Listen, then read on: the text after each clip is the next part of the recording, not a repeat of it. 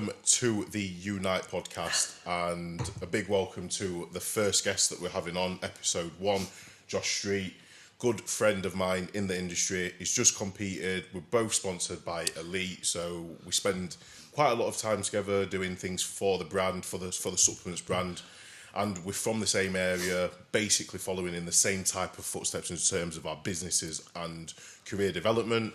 So we're going to be answering questions that you guys have given us. We're going to be discussing lifestyle choices and how to adapt your mindset to being a good client and how to achieve results in fitness and in your career. We're also then going to go into talking about our own careers, our successes, our losses, our lessons, and we're going to then conclude it with what's next for both of us in fitness, career and business. Yeah? Yeah. Straightforward. So, Josh, introduce yourself then. So, obviously, you know my name, obviously. I'm an online coach. I've been doing this for 2.5 years now. So, 2 years ago in March, I set up my coaching business. And then March till October, I went full-time. So, I've been full-time coaching now for about 2 years. And I wasn't initially meant to compete, and that was never on my mind to do that. It kind of just came, like, you see other people doing it, you see lads who you follow, and it's like, I want to do that. I know I had it in me, but I always turn my nose up at it, just because I know how hard prep is. I was like, I don't want to let my business go down when I'm prepping, because that does happen. When you're absolutely fucked on your arse, it is tough to manage a business as well. But it was an eye-opener for me. And I dipped the toe in, see if I liked it. And even though it was hard, like, you look back and I'm like, yeah, this is me. I'm going to continue to do that now. Yeah, solid.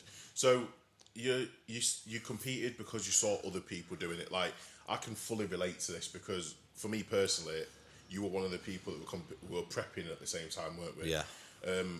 Most people that we associate ourselves with within, like, our gym at Ultraflex and other online coaches that we're close to were all competing, there was a bit of a pressure on, like, I think anybody that was an online coach within our circle to want or to do well in athletic bodybuilding, in competitive bodybuilding. But in the same breath, to be a competitive bodybuilder, there is no gap between the 99.9% and the 100%. And, like, do you know, on your prep, like, did you give it 100%? Yeah, I gave it 100%. Obviously, you have ups and downs on prep. Like, I had a little bit of a back infection, so I was holding a lot of water in my back. And at that point, I was like, "Do I pull prep?" Yeah. And I was like 2.5 weeks out, and I thought, you know what? No, I've come this far, right? I'm just gonna do it, and whatever the outcome is the outcome. Like, with bodybuilding, I'm a very competitive person. I don't like losing. Obviously, played football at a good level in kind of my younger years. And that competitiveness has come through there. And I didn't want to lose, but you don't really lose in bodybuilding. No. For you to get to the stage, wherever you place, it's a win. It is a win. Like, you're competing against other people who have been potentially training 3 times as long as you. So it's like, should you be beating them? So how long have you been training for then? Like, when did you actually start going to the gym? When did you take the steps then, taking this gym training to wanting to be an online coach?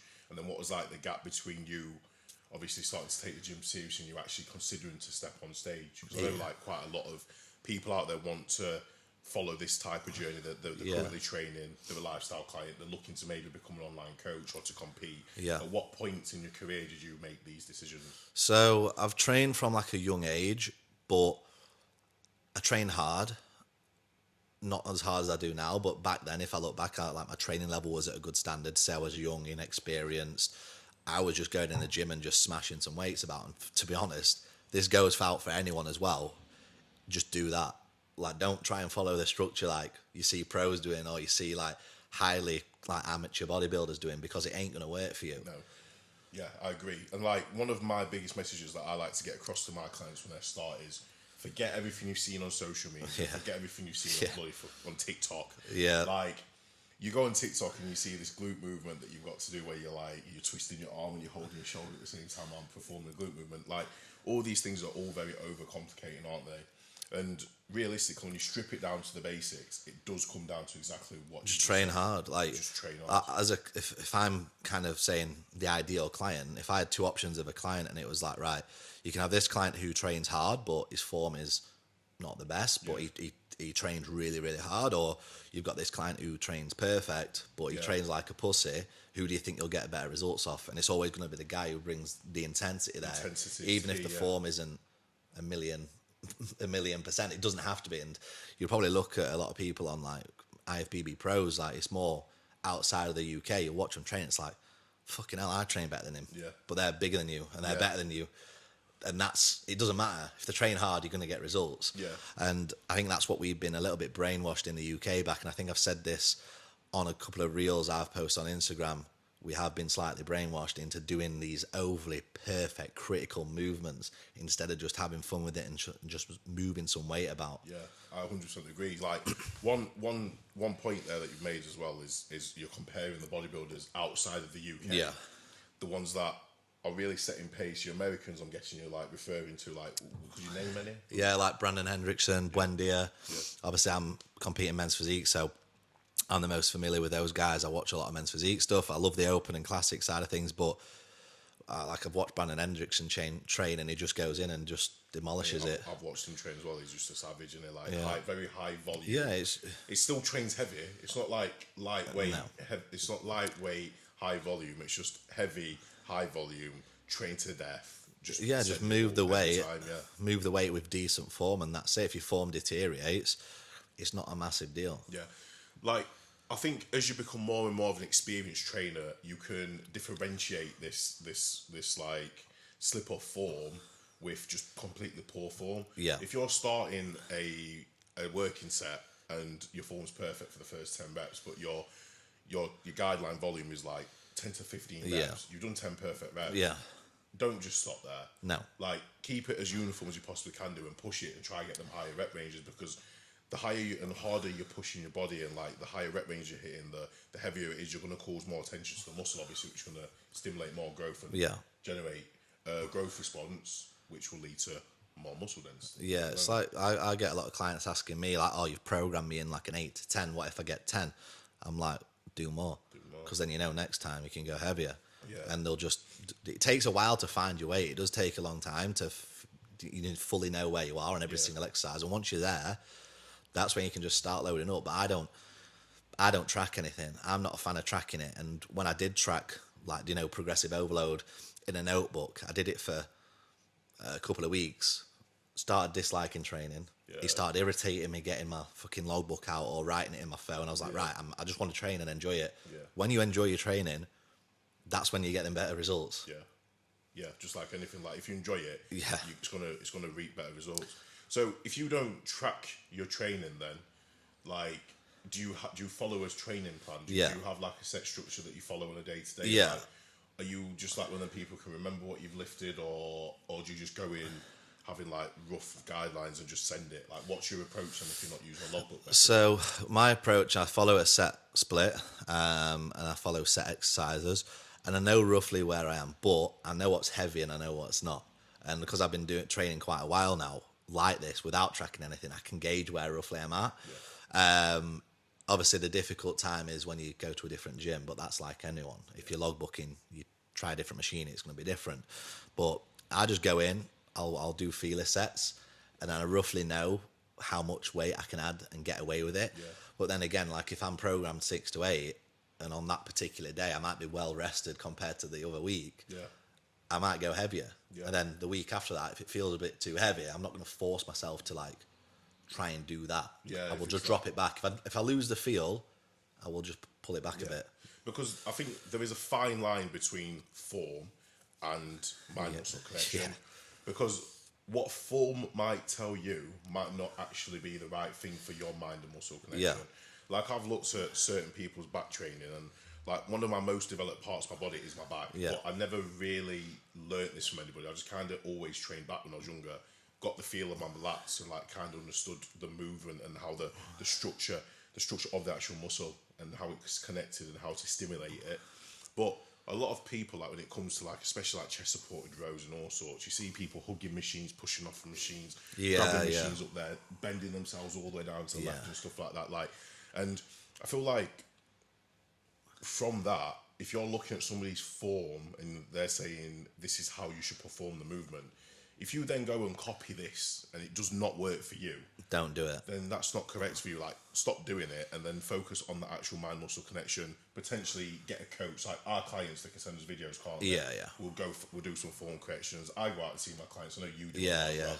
And we'll go out and like we'll specifically give them advice. But I found myself giving one client this advice, seeing another client that's built completely differently, giving them that advice, but it's the exact same. It's all individualized, isn't it? Like my back training, if we probably train pulled together, it might be completely different, or it could be the same. Because to be fair, from what you've said there, with back training, I'm not the biggest fan of all this like dropping the shoulder, locking your lat in, and trying to squeeze the life out of it.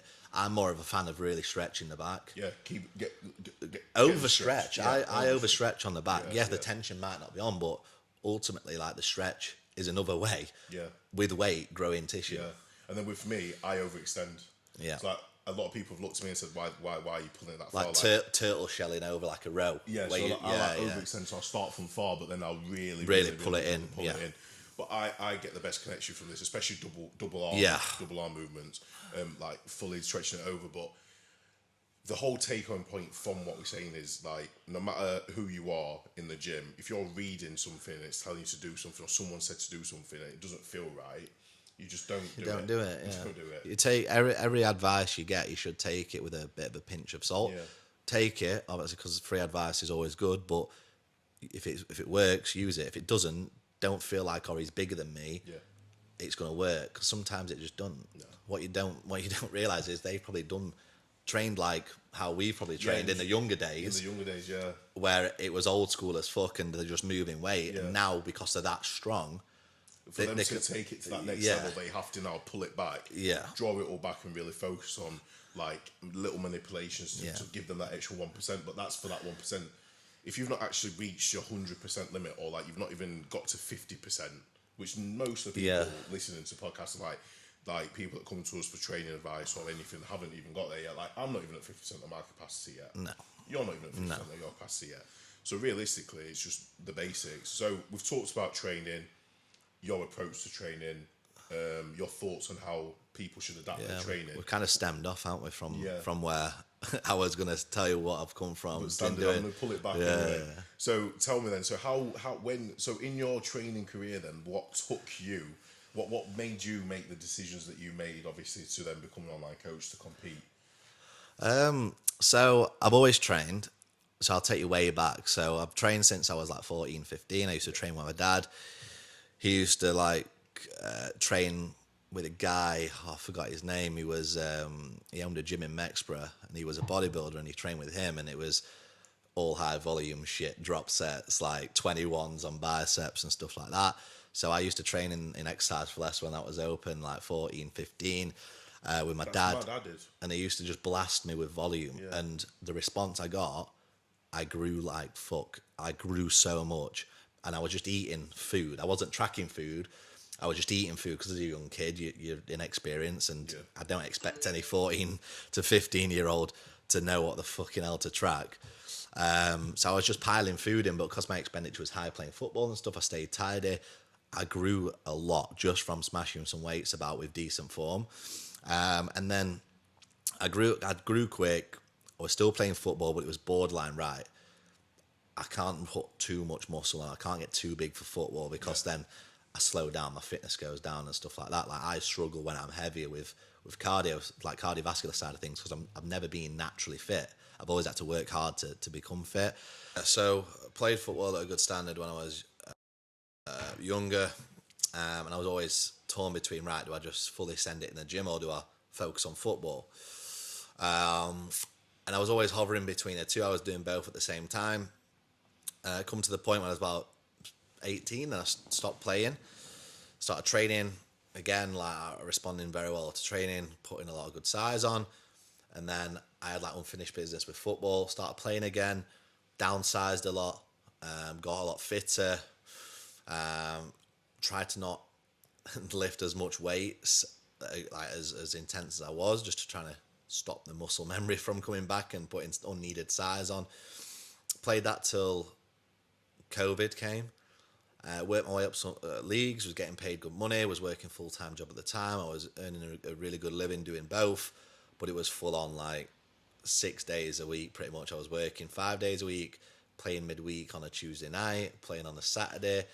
It was like getting in late on a Saturday, getting in very late on a Tuesday, and I was just like, oh, this is like getting too much. And then COVID came.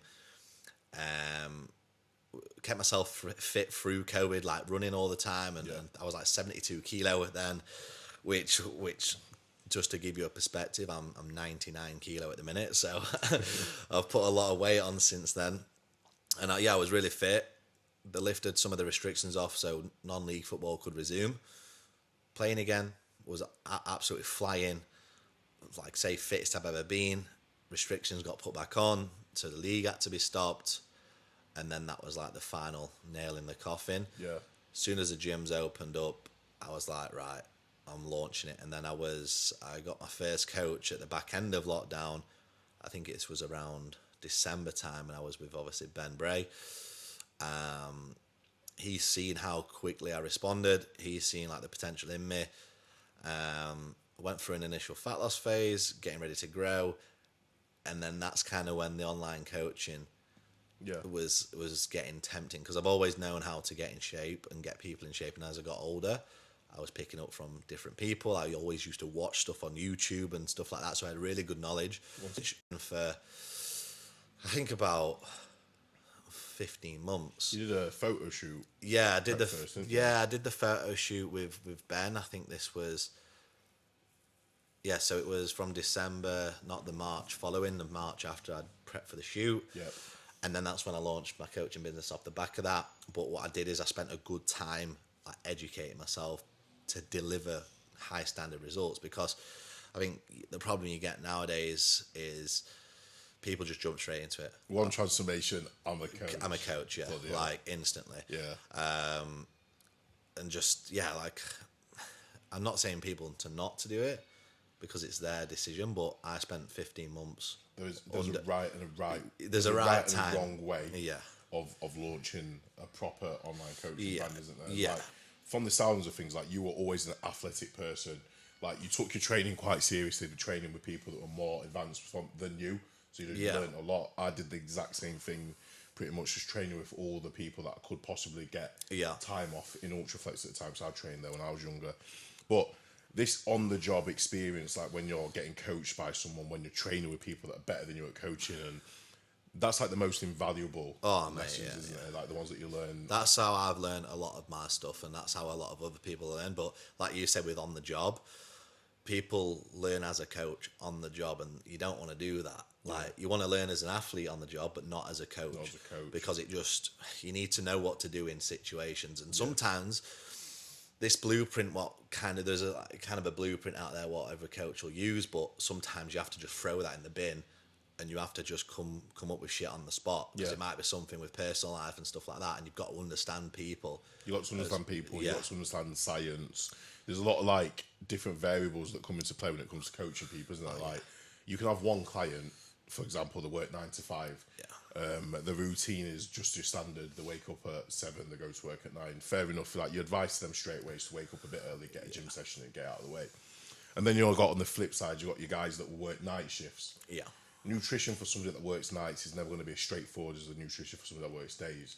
No. So this is just the basic understanding of people. Yeah. And obviously you coach lifestyle people, don't you? Yeah. So we'll give like the listeners a bit of advice into like how they can potentially like adapt their lifestyles to put them ahead before they do consider getting a coach, or to give them a bit of advice around like how adapting your lifestyle and having the right mindset can achieve results. Yeah. So you've got a client that comes to you now.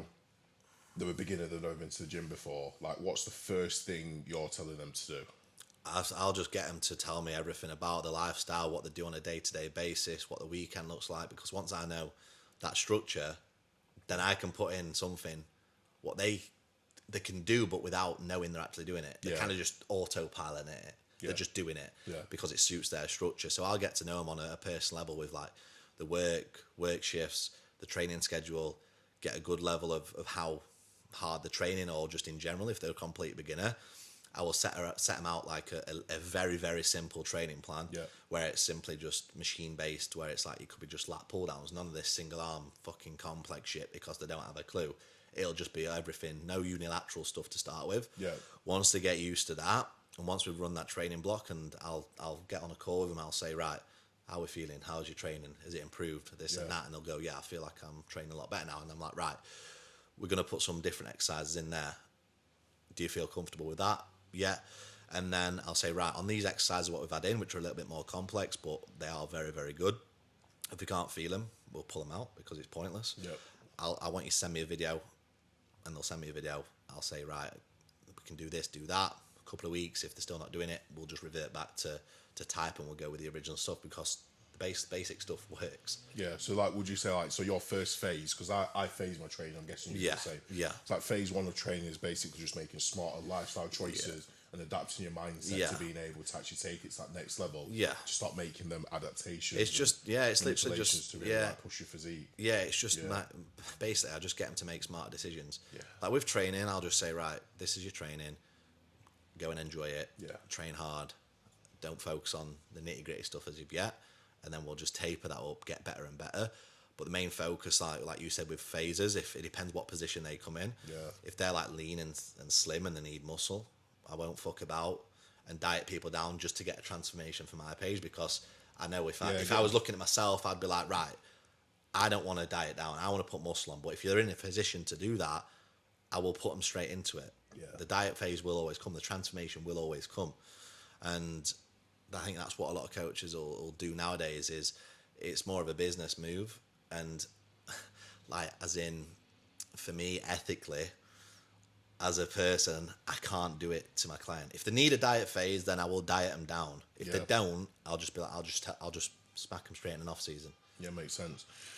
So the next part that we're going to discuss is, can you share practical tips for developing a positive mindset and like keeping your mental health in check, especially when it comes to like coaching and your own physique and stuff like that? Like, I can probably imagine, like most of the other coaches that we know, anybody that's going through a transformation, you've gone through like phases in your life which have made you make that decision to start going to the gym, or made you make that decision to start making smart lifestyle choices. Like, I guess you wasn't always just like straight like following a diet, going to the gym. Like, did you ever have any point in your life where this was a new way of thinking?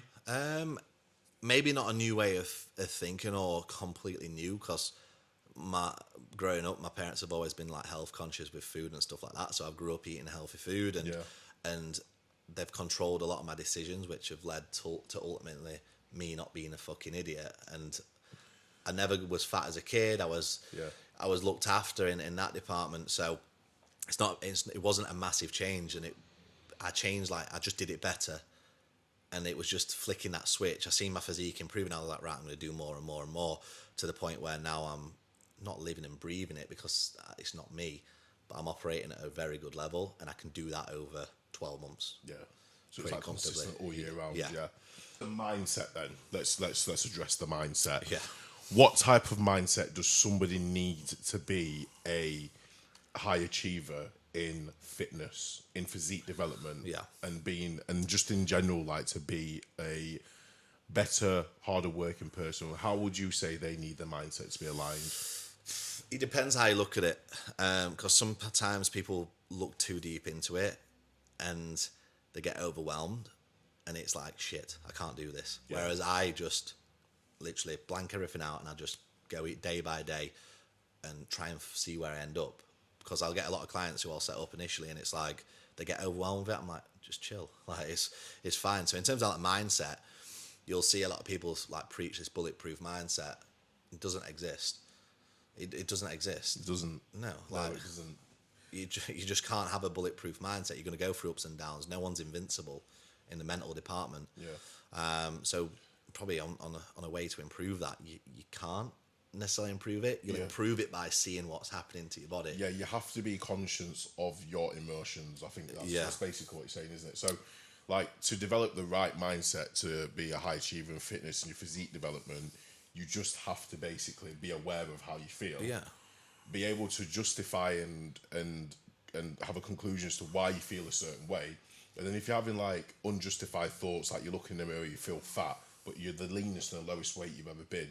It's just that acknowledgement to know that yes, you're not going to be happy because you're always seeking more and you've not reached your goal yet, but you actually are on the path to achieving that. So you need to flip it on its head and kind of embrace the challenge, embrace the negative condiments you have towards yourself, because this is kind of a driving force to want to go for more, isn't it? If we was all happy with how it looked, we would never move forward.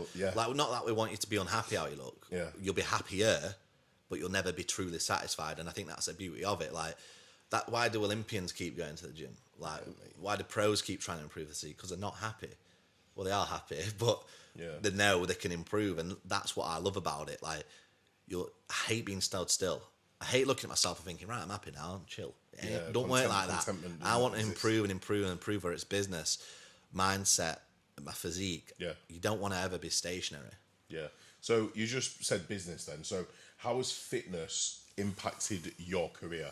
Obviously, your business is based around it's based around fitness. You are an online coach, so one of the impacts is very obvious. It's what you do day in, day out. It's the advice that you're giving daily. It's how you're helping people.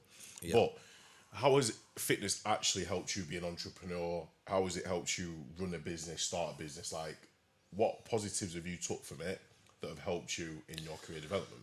I think one of the main ones is, like I've always said to people, if you look good, you feel good, you're more proactive with what you're doing. And like I delve deep into like client stuff as well, like with what they do for work, obviously, and then I'll have like in their check-ins like this week's wins and whatever. And mate, I swear to God, I don't know if, like, I'm not saying it's me, and I'm not saying I'm the reason for this, but they're all progressing career-wise. But the ones who are progressing career-wise, the ones progressing massively in the physique, and like there is a direct correlation. There is a direct correlation between the two, because people take you more seriously. If you're a fat slob, just to put it blunt, we can say what we want. This is raw, unfiltered, so we can say what we want. Can say what the fuck we want. Just don't be a fat slob. So if you're a fat slob, you ain't gonna get took seriously at work. No. And it's as simple as that. Mate, do you know what? Yeah, I was a fat slob in school, and I got bullied for being a fat slob and didn't get took seriously. Exactly. Which then led to me like having like outpours of like pure aggression and rage, like just wanting to beat everyone up, and then going home pissed off and eating like my body weight in chocolate, and then being pissed off that I was fat. And then obviously from this, like you say, when I had a bad like fitness routine, when I had a bad lifestyle routine, my lifestyle choices reflected the same, like they weren't the best. When I initially started my coaching business as well, I started my coaching business very close to actually getting serious with training, but I trained for 5 years before this, if that makes sense. So I found the main thing that I took from coaching, not from being coached, from having a fitness routine and having a plan, was just routine, consistency and determination to do shit that you don't want to do. And if you've got these things blocked off, like in the gym, when it comes to yourself and you're getting up in the morning, you're doing your steps, you're eating your food, you're training hard, you're doing the same thing every day, saying no to what you say no to. When you wake up in the morning, you've got a business to run. There's nobody telling you what to do. Like, it's hard, isn't it? It's a lonely place to be. Like, all these people out here, like, they're buzzing, like, I'm going to start my own business, I'm going to be an online coach. I'm going to live the life. Sick, I'm going to make millions of pounds the next day. Well, no, you're not, for starters. Like, it's not going to happen overnight unless you are extremely lucky or very, very, very, very, very unbelievably gifted physique-wise, which usually does mean you don't know fuck all. But you can sell. You can sell your physique, Sex sells, mate, at the end of the day. Sex does sell. On the flip side, though, there's a lot of people that are oversized that do very well.